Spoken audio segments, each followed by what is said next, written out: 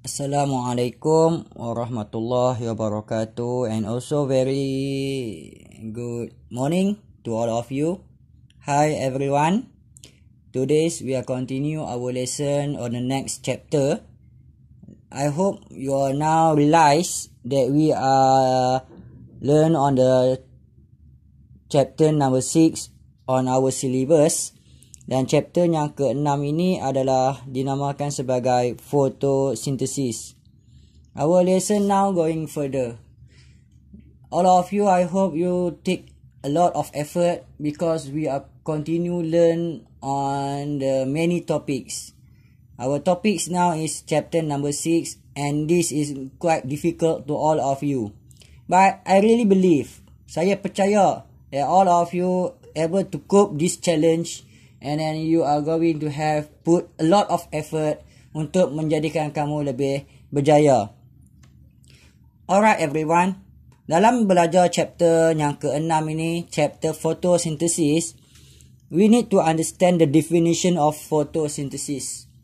Definisi berkaitan dengan topik chapter photosynthesis ini adalah satu definisi yang mudah. Apabila kita bercakap tentang photosynthesis, we understand that photosynthesis adalah satu proses yang dijalankan oleh autotroph.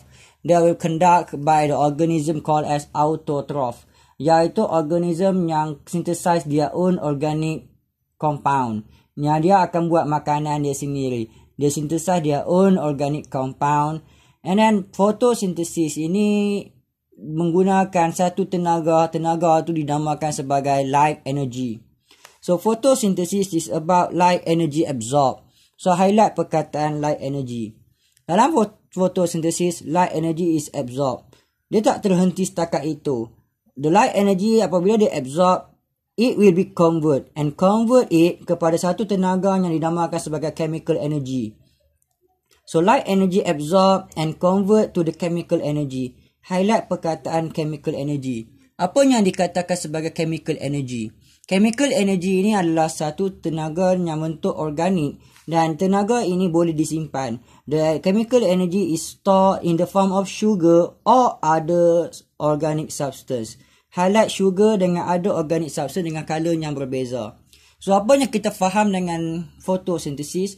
Photosynthesis menggunakan satu bentuk tenaga iaitu light energy. Mainly come from the sunlight. The light energy is absorbed dan dia akan convert kepada satu lagi tenaga yang dalam bentuk kimia, chemical energy. Dan biasanya dalam plant, chemical energy ni disimpan dalam bentuk sugar dan kadang-kadang selain daripada sugar, dia juga disimpan dalam bentuk organic substance yang lain. So this is a photosynthesis. Photosynthesis dijalankan oleh organism yang dinamakan sebagai plant. But some of the protists iaitu algae juga boleh jalankan fotosintesis dan ada juga fotosintetik bakteria yang juga menjalankan proses fotosintesis.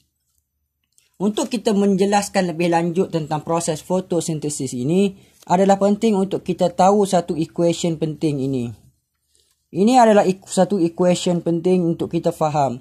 Proses fotosintesis adalah satu proses yang melibatkan redox reaction. Maka dia ada satu persamaan untuk kita fahamkan tentang proses ini. Equation dalam proses fotosintesis ini menggunakan bahan-bahan mentah, raw material. Yang pertama sekali, sumber karbon dia datang daripada carbon dioxide. Carbon dioxide. Dan dia perlukan sumber elektron yang datang daripada water. So, carbon dioxide plus water. Dan dia memerlukan satu tenaga yang dinamakan sebagai light energy. Apa yang dia akan buat dengan carbon dioxide tadi? Carbon dioxide tadi akan mengalami satu reaction membentuk produk dia iaitu sugar, C6H12O6 sugar, dan daripada water tersebut akan menghasilkan byproduct iaitu oksigen. So ini adalah equation yang akan berlaku dalam satu-satu proses fotosintesis.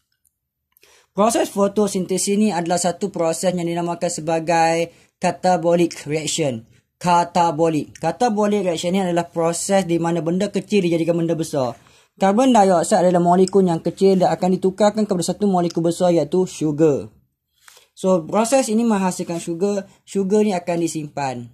Dan dia akan sugar ni yang akan disimpan ni dah akan menjadi akan menjadi sumber tenaga yang akan digunakan oleh plant untuk menjalankan proses kehidupan dia, ya.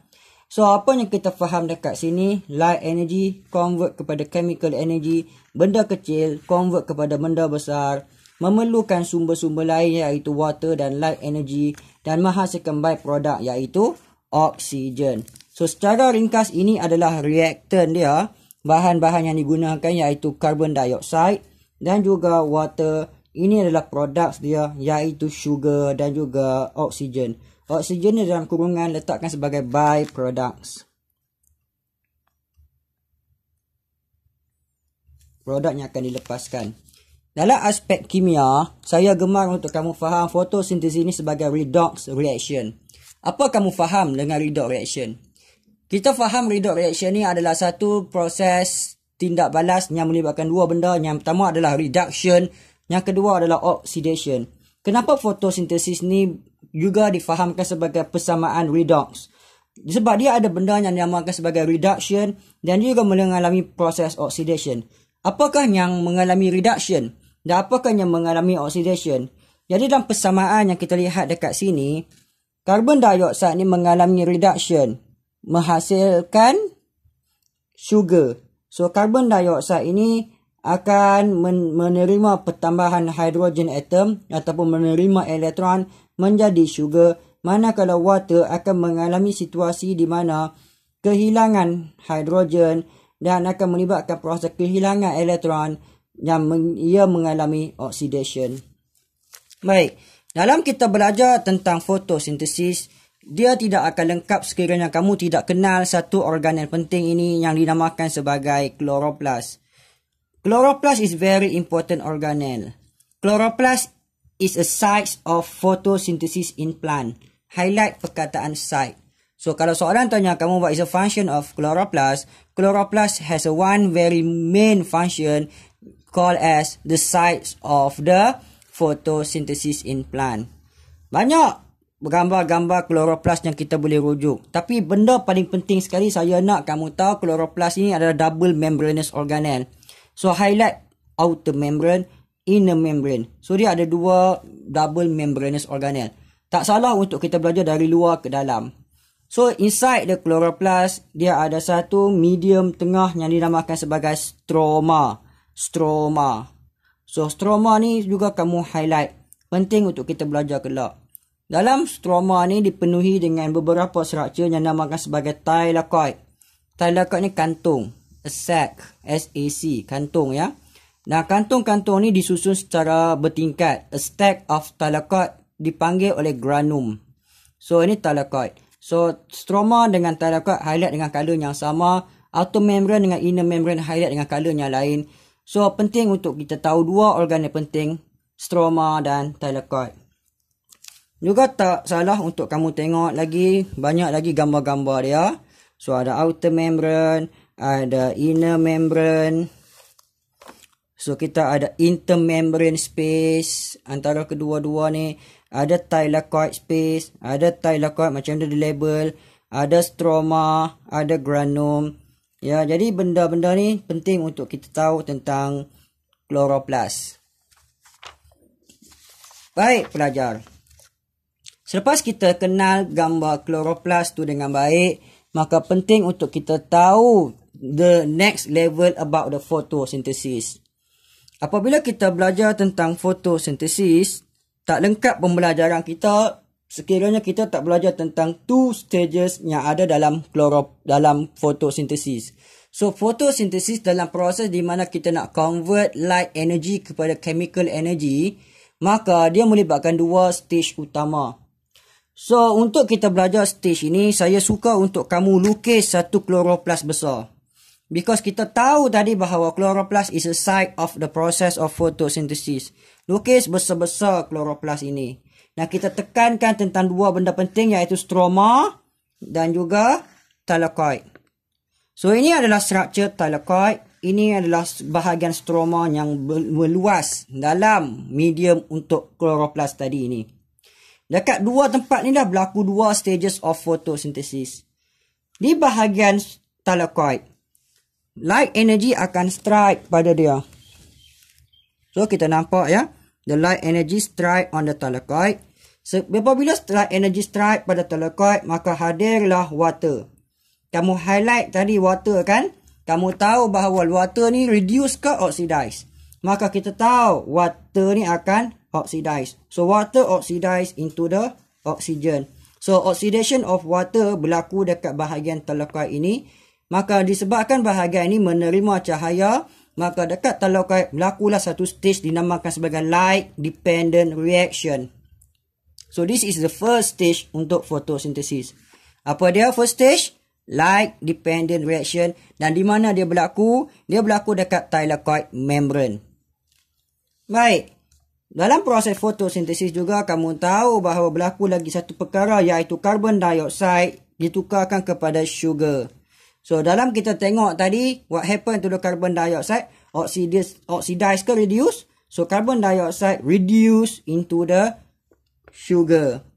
Dan dia berlaku dekat satu bahagian dinamakan sebagai stroma, dan dia berlaku dalam satu situasi di mana berlaku dalam bentuk kitaran.